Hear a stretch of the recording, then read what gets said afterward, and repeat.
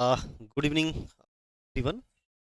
आपने देखा होगा कि मोहम्मद हादी की हत्या और उसके बाद दीपू चंद्र दास की जिस तरह से हत्या की गई, एक बांग्लादेशी जो जिहादी हैं, खासकर रेडिकल इस्लामिस्ट हैं, उन्होंने जिस तरह से हत्याएं की है, पूरे विश्व जिसकी निंदा की जा रही है कि कोई ऐसा देश कैसे कर सकता। और वस्तुतः यह सच है कि जिस बांग्लादेश को आज़ाद कराने के लिए भारत के अनगिनत सैनिकों ने अपना बलिदान दिया, आत्मोत्सर्ग किया, उसी भारत के लिए, जिसके लिए बांग्लादेश को हमेशा ऋणी होना चाहिए, उसके लिए बांग्लादेश आज बहुत बड़ी समस्या बन चुका है।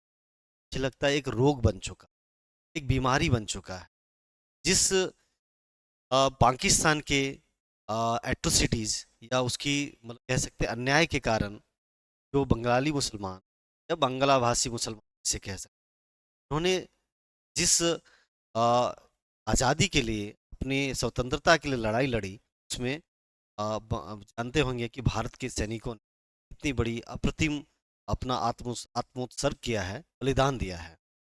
ऐसे में इस तरह का रेडिकल इस्लाम, यह बहुत सारी चिंताओं को जन्म देता है। और आज हम सब इसी पे बात करेंगे कि वैसे आप समझ सकते हैं कि दीपू चंद्र दास हत्या की गई है। आप जानते होंगे कि उस पर उसका मुद्दा यह था, वस्तुतः सच यही था कि उस जिस कंपनी में काम कर रहा था, वहाँ पे उसका प्रमोशन होने वाला, और उसी के कुछ सहकर्मी जो मुसलमान थे, वो उनसे ईर्ष्या कर रहे थे, या उस प्रमोशन से चाहते थे नहीं थे कि उसको प्रमोशन मिले, या मतलब प्रमोशन हो उसका। ऐसे में क्या किया गया, तो एक कहावत भी है कि बांग्लादेश में कुछ भी होगा, एक चींटी भी मरेगा तो उसका दोस्त कौन हो, उसी कौन हो, वहाँ के हिंदू हो, अल्पसंख्यक। तो अल्पसंख्यकों के प्रति पाकिस्तान और बांग्लादेश में क्या स्थिति है, संख्यक वहाँ के मतलब हिंदू, हिंदी हिंदू है, उसके प्रति क्या रवैया है, ये सब जान तक। और जैसा कि बहुत सारे पैक्ट है, जैसे नेहरू लियाकत पैक्ट आप जानते होंगे, जो 1950 के बाद किया गया था भारत और पाकिस्तान के बीच, तब बांग्लादेश भी पाकिस्तान का हिस्सा हुआ करता, जिसमें यह घोषणा किया गया था, दोनों की प्रधानमंत्रियों के बीच यह समझौता हुआ था कि भारत और पाकिस्तान दोनों अपने यहाँ के अल्पसंख्यक को प्राथमिकता देंगे, सुरक्षा करेंगे, और उनके विकास के लिए, सर्वांगीण विकास के लिए, और समाज की मुख्य धारा में, राष्ट्र की मुख्य धारा में जोड़ने के लिए हर संभव प्रयास करेंगे। आप जानते होंगे कि भारत ने उसका अक्षरशः पालन किया, अगर पाकिस्तान और इसने, तो अब बांग्लादेश है, पहले पाकिस्तान था, पाकिस्तान, पश्चिमी पाकिस्तान, उसने बिल्कुल भी उसका पालन नहीं किया, बल्कि उसकी अवहेलना की, ताकि वो अपने रेडिकल इस्लाम और जिहाद के एजेंडे को बढ़ाए बढ़ावा दे सके या बढ़ाता रह सके। जैसा कि मैं बताना चाहता हूँ कि आप देखेंगे कि भारत और बांग्लादेश के भी शेख मुजीबुर रहमान, जो वहाँ के बांग्लादेश का फ्रीडम फाइटर जाता है, उसको प्रधानमंत्री बनाने के लिए, यहाँ तक कि हमने बिना शर्त के पाकिस्तान के 90,000 सैनिकों का, जानते हैं कि जब वो बांग्लादेश पाकिस्तानी फोर्स हार गई थी हमारे सैनिकों के सामने, जनरल अरोड़ा के सामने, उन्होंने आत्मसमर्पण किया था, सरेंडर किया था, और उस दौरान 90,000 सैनिकों का कहा जाता है, उसमें एक सेरेमनी होता है, पैंट खोलने की सेरेमनी ने इसे किया था, मतलब एक बेइज्जती हुई थी उसके, बहुत ही बेइज्जती। उस बेइज्जती को वह सहन नहीं कर पा रहा है, या अपने जिहादी एजेंडे को रोकने में सक्षम है, या उसे रोकना नहीं चाहता है। तो ऐसे में जो हालिया घटनाक्रम है, भारत और बांग्लादेश के बीच, और भारत और पाकिस्तान के बीच, और भारत और चीन के बीच, तीनों अंतर संबंधों को आपको समझकर इसके समस्या और समाधान की चिंताएं, या समस्या और समाधान का प्रयास करना हो, और उसे हम सब कैसे सिविल सर्विसेज की दृष्टि से सोच सकते हैं, उसी का एक हम आज उसी पर अध्ययन करने कि अब जब भारत की पॉलिसी बनाई जाएगी, क्या कह सकते हैं कि बहुत सारे लोगों के मन में सवाल होगा कि सर, अटैक क्यों नहीं कर देता बांग्लादेश पे। देखिए क्या होता है, बहुत बार आपको रणनीतिक रूप से बहुत कुछ सोचना पड़ता है, क्योंकि हमारे जैसा कि जनरल बिपिन रावत ने कहा था कि we have to fight on ढाई फ्रंट्स, ऑन 2.5 फ्रंट। तो हमें दो ढाई फ्रंट्स पे जीना। इसका मतलब है दो सीमाएं और आंतरिक रूप से आधे। तो आंतरिक रूप से आधे जो समस्याएं हैं, भारत के प्रति देशभक्ति नहीं रखते हैं, भारत को भी कुछ अपने नज़रिए से देखते हैं, तो उन लोगों के प्रति भी अब सख्त रवैया अपनाना पड़ेगा। और सच्चाई यही है कि हमें संघर्ष में ही हमारी उत्तरजीविता है। Resistance is our survival, resistance is our. उसी दृष्टि से एक पॉलिसी फॉर्म करनी पड़ेगी भारत को।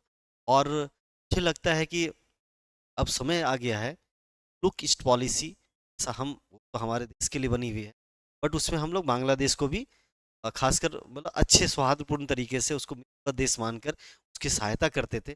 पर मुझे लगता है अब हमें एक सख्त नीति बनानी पड़ेगी, इसके तहत हमें इसको एक नए नज़रिए से या एक नीति से देखना पड़े। तो आज हम सब डिस्कस करते हैं कि बांग्लादेश के और भारत के बीच का संबंध अभी हालिया कैसा है। आप पा रहे होंगे, सोशल मीडिया में आप देख रहे हैं। और ऐसे में हम समस्या का समाधान कैसे कर सकते हैं, चलिए आइए देखते हैं। देखिए, भारत और बांग्लादेश की समस्याएं जैसे आप समझ पा रहे होंगे, अवैध प्रवासन है, बहुत ज़्यादा समस्या है इलीगल माइग्रेंट्स की। आप देख रहे होंगे एसआईआर किया जा रहा है, स्पेशल इंटेंसिव रिवीजन किया जा रहा है। और बंगाल, हमारा जो पश्चिम बंगाल है और असम, इससे सबसे ज़्यादा प्रभावित है। और सच यही है कि बंगाल में आने के बाद अवैध प्रवासी जो बांग्लादेश में आते हैं, उन्होंने सभी आधार कार्ड, यहाँ तक कि उनके पास सब कुछ है, पैन कार्ड से लेकर सब कुछ है। और एसआईआर में, मगर धीरे धीरे वो एसआईआर में मुश्किल हो रही है। यही कारण है कि देख रहे हैं कि जो बंगाल का पॉलिटिक्स है, वेस्ट बंगाल का पॉलिटिक्स है, वह भी उनको कहीं ना कहीं सपोर्ट करता हुआ नजर आ रहा है, क्योंकि एक बहुत बड़ा दे आर दी वोटर, मतलब वोटर्स बन चुके हैं। और वोटर्स हैं जो एक तरफा वोट करते हैं। ऐसे में क्या होता है, एसआईआर से उनको परेशानी हो रही है। तो हमारी जो समस्याएं हैं भारत और बांग्लादेश के साथ, वो आप समझिए कि पहला तो अवैध प्रवासन की समस्या है, दूसरा है चीन का बढ़ता प्रभाव। और इसमें अब चीन का सिर्फ प्रभाव नहीं रह गया, अब पाकिस्तान का प्रभाव बहुत ज़्यादा बढ़ चुका है। और मैं आपको बताऊं कि जैसा कि सऊदी अरब के साथ पैक्ट हुआ है पाकिस्तान का साथ, उसी तरह का पैक्ट पाकिस्तान अ, बांग्लादेश के साथ करने जा रहा है। यहाँ तक कि न्यूक्लियर प्रोग्राम्स की भी चर्चा चल रही है कि उस तरह के समझौते भी हो सकते हैं। तो अब यहाँ चीन के बढ़ता प्रभाव की जगह आप यहाँ पे पाकिस्तान का बढ़ता प्रभाव भी है। व्यापार असंतुलन तो खैर है ही, व्यापार असंतुलन है। मगर चूंकि भारत एक बृहत्तर देश है, बड़ा देश है, और बांग्लादेश एक छोटा सा कंट्री है, तो यह एक बिल्कुल एक स्वाभाविक हिस्सा है, इसको बहुत ज़्यादा कंप्लीट कर सकते हैं। मगर जिस तरह की हालिया स्थिति है भारत और बांग्लादेश के बीच, जिस तरह की समस्याएं हैं, जिस तरह का वो हमारी जो वहाँ के अल्पसंख्यकों, खासकर हिंदुओं के साथ जिस तरह से वो ज्यादती कर रहा है, उत्पीड़न कर रहा है, वैसे में हम सब इसके लिए बहुत ज़्यादा मतलब चिंतित नहीं होंगे। तो ऐसे में क्या हो सकता है कि समाधान क्या है? तो देखिए, समाधान क्या होता है। एक तो रणनीतिक सहयोग, मजबूत सीमा प्रबंधन। आप जानते होंगे कि बाड़ेबंदी करना, बीएसएफ को वहाँ कार्य करती है। ऐसे में कुछ एरियाज जो जहाँ पे कोई दिक्कत है, तो वहाँ पे सीमा प्रबंधन। आर्थिक निवेश हम लोग कर सकते हैं। तो आर्थिक निवेश, जैसा कि आप जानते होंगे, वहाँ पे बिजली की समस्याएं हैं, उनका समाधान भारत की कंपनियां करती हैं, है ना। और बहुत सारी जब शेख हसीना जब प्रधानमंत्री थी, तो बहुत सारे समझौते हुए थे, जो कि अब एक समस्या में बदल चुका है। और कूटनीतिक संवाद के माध्यम से किया जा सकता है, जैसे डिप्लोमेटिक हम लोग डायलॉग है, उसके जरिए कर सकते हैं। इसमें अभी आप देख पा रहे होंगे कि तीस्ता जल विवाद है, ये बहुत लंबा विवाद है, और उसमें बड़ी समस्याएं हैं, और उसका समाधान हो सकता है। और बांग्लादेश के आर्थिक विकास में मदद करना महत्वपूर्ण है, ताकि क्षेत्र में स्थिरता बनी रहे और भारत के पूर्वोत्तर राज्यों की सुरक्षा निश्चित हो सके। तो जैसे देखिए, मैं इसमें बताना चाहता हूँ कि जो नॉर्थ ईस्ट है हमारा, जो इस नॉर्थ ईस्ट है, नॉर्थ ईस्ट के इलाके में मोहम्मद हादी, जिसकी हत्या कर दी गई है, अज्ञात लोगों ने की है। तो आप जानते होंगे कि जो पूर्वोत्तर राज्य है, उसकी सुरक्षा के लिए सबसे बड़ा संकट है, जिसको चिकन नेक कहते हैं, वो 22 किलोमीटर का जो गलियारा है हमारा, तो उस पर बार बार जो बांग्लादेश है और बांग्लादेश के जिहादी जो लोग हैं, वो हमेशा कहते हैं कि उस पर हम कब्जा कर लेंगे, उसके माध्यम से हमारे नॉर्थ ईस्ट को काट दिया जाएगा। तो मुझे लगता है कि भारत को एक स्ट्रॉन्ग पॉलिसी बनानी पड़ेगी, और ताकि चिकन नेक पर ये किया जा सके। उसके लिए अब मैं आपको बताऊं, अभी बहुत सारे रणनीतिक जो एयरपोर्ट्स हैं उसको पुनः मजबूत किया जा रहा है, खासकर चिकन नेक के आसपास के इलाके में, और उस तरह से समस्या का समाधान का प्रयास किया जा रहा है। तो देखिए क्या है प्रमुख समस्याएं, जैसा कि हम पॉइंट्स वाइज पढ़ रहे हैं, तो इसी तरह से आप लोग किताब मेंस में लिखेंगे तो आपके मार्क्स आएंगे बिल्कुल point wise to the point.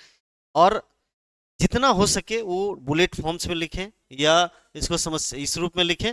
तो अवैध प्रवासन और सीमा सुरक्षा है। तो देखिए क्या होता है कि हमारे लंबी बहुत सारी बहुत लंबी सीमा है हमारे बांग्लादेश के साथ, बहुत लंबी। और क्या है कि बीच बीच में कहीं कोई बाड़ बंदी नहीं है, कुछ भी नहीं है, तो ऐसे में इलीगल माइग्रेंट्स बहुत ज़्यादा हैं, आ जाते हैं। और तस्करी भी आप जानते हो, काव स्मगलिंग बहुत ज़्यादा है, काउज स्मगलिंग बहुत ज़्यादा है। ऐसे में क्या होता है, बहुत सारी सुरक्षा चिंताएं पैदा हो गई हैं। आप जानते होंगे कि ड्रग कार्टेल है, बहुत सारी चीज़ें ऐसी चल रही हैं जो देश के सुरक्षा को सीधे तौर पे प्रभावित करती हैं। तो समाधान क्या है? देखिए अभी जब हम लोग पॉइंट्स वाइज लिख रहे हैं, तो ऐसे में समाधान के को भी बताना जरूरी है कि समाधान क्या है। तो समाधान यही कि जो हमारी बीएसएफ जो भारत और बांग्लादेश के बीच कार्य करती है, उस सुरक्षा की कार्य करती है, जिसका मैंडेट है भारत और बांग्लादेश के बीच बॉर्डर को डिफेंस करना। ऐसे में क्या हो सकता है, उसके बीच संचार को लोग बढ़ा सकते हैं। और तकनीकी समाधान भी बहुत सारे हैं, जैसे अब भी बहुत सारा टेक्निकल सर्विलांस बढ़ा सकते हैं बॉर्डर पे। बाड़बंदी के अलावा भी हम सब बहुत सारा थर्मो थर्मो सेंसर वाले कैमराज हम लोग लगा सकते हैं।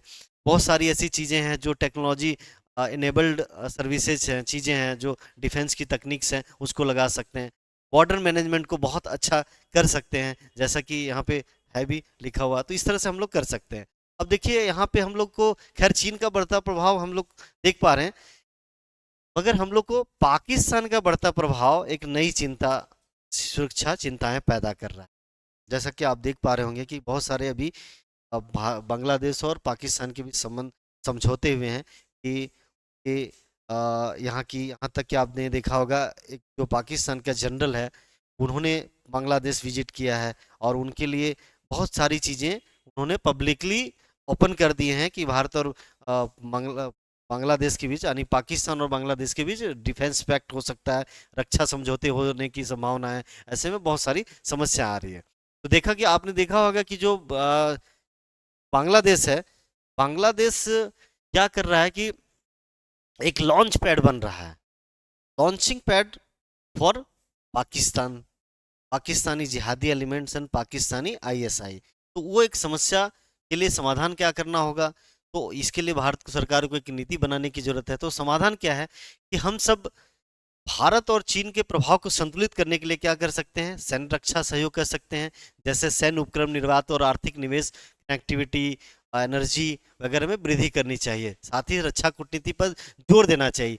यह तो तब था जब पाकिस्तान का प्रभाव नहीं था वहां, और जिस तरह से भारत के प्रति वैमनस्यता या जिस तरह की समस्याएं आ रही हैं, ऐसे में हम सब आर्थिक निवेश वहां करें कि नहीं करें, यह भी हमें बार बार सोचने की जरूरत है।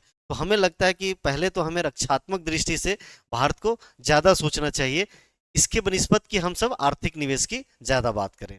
तो इस पर हम लोग को, और खासकर रक्षा कूटनीति पर हम लोग को जोर देना चाहिए। डिफेंस डिप्लोमेसी जो है हमारा, उस पर हम लोग को ज़्यादा जोर। देखिए उसके अलावा हम लोग जैसा बात कर रहे थे कि भारत और बांग्लादेश के बीच है, तो आर्थिक असंतुलन और व्यापार तो है ही, क्योंकि हमारा कंट्री बाहर बहुत बड़ा कंट्री है। ऐसे में एक दिक्कत तो रहती है।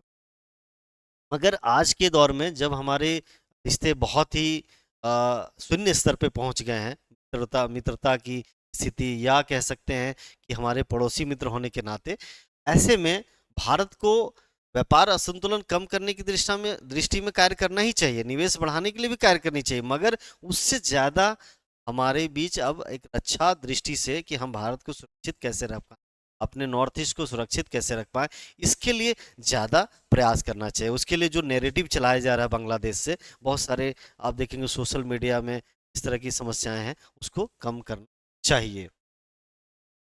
और आप जान रहे होंगे कि तीस्ता जल विवाद जो है बहुत पहले से है।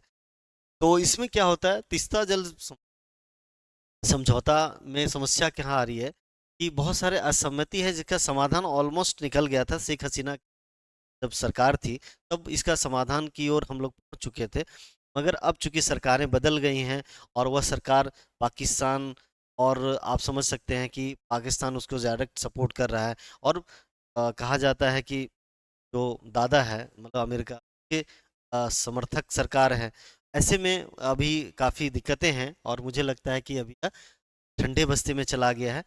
नहीं लगता कि इसका अभी तुरंत एक समाधान समाधान अभी संभव है। जब तक कि वहाँ एक इलेक्शन ना हो जाए, एक डेमोक्रेटिक सरकार ना बन जाए और जिसमें जिहादी एलिमेंट्स ना हो, जो भारत के प्रति जिहाद की भावना रखे या भारत को अस्थिर करने की भावना, जो भारत को काटने की बात करे चिकन नेक के जरिए, और ग्रेटर बांग्लादेश का जो मैप उन्होंने बनाया है पाकिस्तान और तुर्की को दिया है, इसमें हमारे नॉर्थ ईस्ट को और कुछ इलाके बंगाल बंगाल का इलाका और कुछ झारखंड के बॉर्डर तक को दिखाया है कि ग्रेटर बांग्लादेश का पार्ट है। तो उस पर हमें लगता है कि बहुत सुरक्षा चिंताएं पैदा कर चुका है। ऐसे में सबको बहुत तेजी उस पर कार्य करना चाहिए, और मुझे लगता है कि जनता और सरकार दोनों को मिलकर अब ऐसे एलिमेंट्स को भारत से खदेड़ना चाहिए जो भारत में रहकर और भारत के खिलाफ, जैसे कि किसी और कार्य कर रहा है, बिल्कुल भी भारत में एक्सेप्ट नहीं करना चाहिए। और इसके लिए लोग जागरूक हो भी रहे हैं। तो जैसा कि हम तीसरा जल संवाद का मुद्दा पर बात कर रहे थे, जल विवाद पे, तो अभी तो इसका कोई समाधान नजदीक में लगता नहीं है। देखिए, राजनीतिक और सामरिक स्थिरता सबसे ज्यादा अभी महत्वपूर्ण बिंदु यही है कि बांग्लादेश में आप जानते होंगे शेख हसीना को पदस्थ करके भगा दिया गया है, वो भारत में राजनीतिक शरण में है। और उसमें क्या है, अब अमेरिका और देख रहे होंगे कि आपका प्रभाव पड़ चुका है पाकिस्तान का। ऐसे में क्या है, एशिया, पूरे एशिया के जो सुरक्षा है उसके लिए खतरा बन चुका है बांग्लादेश। ऐसे में मतलब भारत के जो रणनीतिक स्तर है, यानी कि मुझे लगता है उस पर एक बहुत बड़ी पॉलिसी बनाने की है जिस पर सरकारों को कार्य करने की जरूरत है। देखिए, समाधान क्या है, तो जो जितने भी स्टेक होल्डर्स हैं, जितने भी हितधारक हैं, के साथ संवाद स्थापित करना होगा, संवेदनशील मुद्दों का पारदर्शी प्रदर्शन करना होगा, और दीर्घकालिक द्विपक्षीय सहयोग यानी कि खासकर एनर्जी, कनेक्टिविटी और रक्षा को मजबूत करना। तो देखिए, हम सब इसमें अब क्या कर सकते हैं, तो भारत की भूमिका क्या हो सकती है। आप जब मेंस का आंसर लिखेंगे, जब मेंस में लिख रहे होंगे, देखिए हमेशा मेंस की जो आंसर करनी है वो भारत का परिप्रेक्ष्य दिखाना है, यानी कि भारत के परिप्रेक्ष्य में जो भी आप लिखेंगे वह भारत के चिंताओं को दिखाते हुए, या भारत की रणनीतिक दृष्टि क्या हो सकती है, या रणनीतिक यानी पॉलिसी नीतियां क्या हो सकती है, उसको उसको दिखाते हुए करना है। यह महत्वपूर्ण प्रश्न है। देखिए, अभी हम लोग बात कर रहे थे इस तरह की हालिया चिंताएं हैं, हालिया समस्याएं हैं पाकिस्तान के, बांग्लादेश के साथ। ऐसे में जो हम सब वित्तीय और विकासात्मक सहायता कर रहे हैं, ऊर्जा, बुनियादी उनका जो इंफ्रास्ट्रक्चर डेवलपमेंट और हेल्थ है, एनर्जी है, इस सेक्टर में जो हम हेल्प कर रहे थे, बहुत सारा हेल्प, जैसे बिजली हमारे से जाती है, हेल्प कर इंफ्रास्ट्रक्चर डेवलपमेंट के लिए हम लोग पैसे देते थे, जैसा कि ईरान को, अफगानिस्तान को भी देते थे। हेल्थ समस्याओं को समाधान के लिए हम लोग करते थे। ऐसे में अभी तो मुझे लगता है फिलहाल इस पर हमें मतलब ये दीर्घकालिक रणनीति हो सकती है कि हमें इस पर भी कार्य करना। पर हालिया समस्याएं जो हैं, बहुत ज़्यादा रिश्ते बिगड़ चुके हैं। ऐसे में अभी तो इस यह प्राथमिक बिंदु नहीं है, निश्चित रूप से अभी प्राथमिक बिंदु है कि हम कैसे भारत को सुरक्षित रख सकें, और जो जो शक्तियां भारत के खिलाफ है बांग्लादेश में, तो कैसे रोक सकते हैं, कैसे रोक लगे। तो हम लोग का जैसे देखेंगे, आप पहले हमारी पॉलिसी थी, यानी कि जैसा कि अटल बिहारी वाजपेयी ने कहा था कि हम सभी को बदल सकते हैं, अपने पड़ोसी को नहीं बदल सकते, पड़ोसी तो हमारा ही होगा और पड़ोस में ही रहेगा। तो मतलब कहने का यही उद्देश्य था कि पड़ोसी के साथ अच्छे संबंध बनाकर हम सब एक खुशहाल राष्ट्र और खुशहाल सभ्यता का निर्माण कर सकते हैं। ऐसा एक दुश्मन की दृष्टि से रखकर बहुत ज़्यादा सक्सेस नहीं कर सकते, मगर क्योंकि जैसा जैसा कि हमारे जानते हैं कि आप चाणक्य जानते हैं, हमारे यहाँ के थे चाणक्य, कहा जाता था कि great philosopher, diplomat, the great guide and great adviser also. तो कहा जाता है, उन्होंने यही कहा कि भाई दुश्मन के साथ टिट फॉर टैट, जैसे कि तैसा व्यवहार करना पड़ेगा, क्योंकि ये सीमा मित्रता की सीमा क्रॉस कर चुका है। ऐसे में मित्रता की दृष्टि से ना देख, एक शत्रु की दृष्टि से देख, नई रणनीति के साथ काम करना पड़ेगा। ऐसे में हम सब बहुत ज़्यादा जो ये पॉइंट है कि ऊर्जा, बुनियादी ढांचा और स्वास्थ्य, इस पर ना ध्यान दें कि हम रक्षात्मक दृष्टि से ज़्यादा काम करेंगे। और पड़ोसी पहले, जैसा कि मैंने बोला कि भारत की नीति रही है, जैसे नो फर्स्ट यूज था।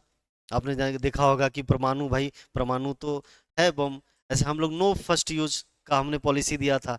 मगर आपने देखा होगा कि जो हालिया सरकारें हैं, जो हमारे तो अभी वर्तमान सरकार है, उनकी पॉलिसी की भाई ऐसे अगर दृष्टि से वो फर्स्ट यूज तो है, मगर अगर यह निश्चित रूप से लगता है कि कोई दुश्मन देश हमारे पे अटैक करने वाला है, न्यूक्लियर बॉम्ब, ऐसे में हम नो फर्स्ट यूज को प्राथमिकता नहीं देंगे, निश्चित रूप से का समय पे जवाब देंगे। ऐसा है पॉलिसी। ऐसे में हम सब भी पड़ोसी पहले और एक्ट ईस्ट नीतियों का समीक्षा करना होगा, गहराई से इसका पालन करना है, और कैसे करना है ऐसे माहौल में जब हमें हमारे और बांग्लादेश के बीच रिश्ते शून्य हो चुके, ऐसे करना है। इस पर भी मुझे लगता है सरकारों, खासकर हमारी सरकार है, इस पर सोच रही है गहनता से, और इसी पे विचार फिर से करना। जैसा कि आप जानते हैं बहुत सारे क्षेत्रीय संगठन हैं, जैसे सार्क है, बिम्स्टेक है। सार्क और बिम्स्टेक को क्या करना पड़ेगा, और ज्यादा क्षेत्रीय विकास के लिए, क्षेत्रीय सहयोग के लिए, मित्रता के लिए, और हम सब एक सभ्यता के रूप में, साउथ ईस्ट एशियन कंट्रीज के रूप में और ज़्यादा डेवलप हो सकें, इसके लिए हमें क्या करना पड़ेगा कि हमको 20 बिम्स्टेक, सार्क है, इनको बढ़ाना, को और ज़्यादा रणनीति बढ़ावा देना पड़ेगा, ताकि खासकर ऐसे बढ़ावा देने से क्या फ़ायदा होगा कि जो ये शक्तियाँ बांग्लादेश में जिहादी शक्ति, क्या कह सकते हैं, नेशनल एलिमेंट, जो भारत की सुरक्षा के लिए बहुत खतरा है, उसको मिटिगेट किया जा सकता है, या उसके प्रभाव को शून्य पे ला सकते हैं, या काफ़ी कम किया जा सकता है। इसके लिए हमको क्षेत्रीय संगठनों पे बहुत कार्य करना, खासकर बिम्स्टेक और सार्क जैसे संगठनों को बहुत बहुत ज़्यादा बढ़ाना पड़ेगा। देखिए क्या होता है, सार्क में एक कंट्री तो है नहीं, बिम्स्टेक में भी एक कंट्री नहीं है, सिर्फ बांग्लादेश और पाकिस्तान तो है नहीं, और कंट्री उनकी नीतियों को विरोध कर सकते हैं। ऐसे में क्या होता है, रणनीतिक रूप से भारत को एच मिलता है, आधार मिलता है, या फायदा मिलता है। तो हमें लगता है कि वो एक बहुत बड़ा दबाव का काम कर सकता है। चलिए आगे चलते हैं। अब मानवीय सहायता और आपदा प्रबंधन में सहयोग कर सकते हैं। आपने देखा होगा कि Bharat is the first responder in all the calamities. When if you will will take example of Turkey, we were the one of the supporting country in terms of the rescue operations and the British relief, and तो हम सब वहाँ वहाँ पे भी हमने भेजा था, सबसे बड़े क्राफ्ट वगैरह भेजा और उसकी सहायता करी। हालांकि ये सच है कि वही तुर्की, उसी तुर्की के प्लेन, जब हमारे ऑपरेशन सिंदूर है उस दौरान उन्होंने बहुत सपोर्ट किया पाकिस्तान को। ऐसे ऐसे गद्दार देश के लिए कह सकते हैं कि हम सब बहुत सोच विचार कर ये अपनानी चाहिए। जैसा कि आपने देखा होगा हमारे पड़ोसी कंट्रीज में, यहाँ तक कि बांग्लादेश में कोई समस्या आती है, तब हम सब से पहले शायद, अलग बात है कि बांग्लादेश में खासकर एक धर्म आधारित जो आज चल रहा है, पर रोक नहीं लग पा रहा है, बहुत बड़ी चिंता। और यह मुझे लगता है यह सभ्यताओं के संकट के रूप में है, जैसा सैमुअल हंटिंगटन ने लिखा है मैसेज ऑफ सिविलाइजेशन। तो यह सभ्यताओं का संकट है, इसका समाधान सकता है। एक सभ्यता एक दूसरी सभ्यता से संघर्ष कर रही है, ऐसे में बहुत बड़ी जिम्मेदारी है पूरे मानव समुदाय की, इस तरह के जो जिहाद है, जो रेडिकल एलिमेंट्स हैं, इस्लामिक रेडिकल, उसको, जैसा कि कहा जाता है कि टोटल जो, खासकर मैं दिखाऊं नेशन का डेटा है कि जितने भी आतंकवादी समूह हैं, अगर मान लीजिए कि 100 हैं, उसमें से समझिए कि 93-94 सिर्फ एक इस्लामिक इस्लामिक रेडिकल ग्रुप्स हैं, इस्लामिक। जो विश्व के लिए। ऐसे में हम सबको बहुत ढंग से इस पर एक सोचना पड़ेगा, विचारना पड़ेगा, क्योंकि वो सिर्फ एक राष्ट्र के लिए खतरा नहीं है, मानवता के लिए खतरा, even for the basic principle of humanity, इंसानियत के लिए। ऐसे में मिलकर कार्य करें। अब चलते हैं आगे, तो इस पर आप देख रहे होंगे कि हम सब फाइनली क्या कर सकते हैं कि भारत और बांग्लादेश में हम लोग बैलेंस रखने की कोशिश करें, विश्वास बनाने की कोशिश करें, आपसी विकास सुनिश्चित करने के लिए। और इन सब चीज़ों के लिए देखिए, सबसे ज़्यादा जरूरी है रणनीतिक और सुरक्षा संबंधी। रणनीतिक रूप से हमें बहुत स्ट्रॉन्ग, स्ट्रैटेजिकली बहुत अच्छा बनना है। डिफेंस के मामले में हमें बहुत ज़्यादा, क्योंकि अभी और चीज़ों पे हम काम भी करें तो काम नहीं करेगा। विश्वास बनाए, संतुलन बनाए, आपसी विकास निश्चित अभी कैसे होगा इन बातों में, जब भारत के विरुद्ध वहाँ पे नैरेटिव चलाया जा रहा है, भारत के विरुद्ध वहाँ पे बहुत ज़्यादा एंगर है। एंगर तो बनाया गया है एक भारत के विरुद्ध, ताकि भारत को अस्थिर करने के लिए हमेशा से लोग कार्रवाई, मतलब ऐसा कार्य करते हैं, कृत कर रहा है। जैसा कि प्रॉक्सी वार पाकिस्तान ने बहुत लंबे समय तक चलाया, वह सफल नहीं हुआ। यहाँ तक कि पाकिस्तान ने कश्मीर और पंजाब में इस तरह की घटनाएं बहुत ज़्यादा बढ़ावा दिया, ताकि वह खंडित हो जाए, अलग हो जाए। और खालिस्तान को भी सपोर्ट किया था पाकिस्तान, कश्मीर में यही समस्याएं खड़ी की, और नॉर्थ ईस्ट में भी समस्याएं देश में पहले की सरकारों ने की। तो सबको बहुत चिंतित होना चाहिए। राष्ट्रीय नीति, मुझे लगता है अभी बहुत अच्छा किसी ने बोला, तो मुझे लगता है भारत को अपने जो रक्षा नीति है, डिफेंस पॉलिसी है, भारत के लिए सुरक्षा, भारतीय राष्ट्रीय सुरक्षा कानून या राष्ट्र की सुरक्षा के लिए रूप से अपनी रक्षा के लिए क्या बनाया है, सबसे ज्यादा मुझे लगता है कि समझ पाए होंगे इस टॉपिक को। आप सबका बहुत बहुत धन्यवाद, और फिर किसी रिसेंट डेवलपमेंट को लेकर आएंगे, समस्या और समाधान। आप सबका बहुत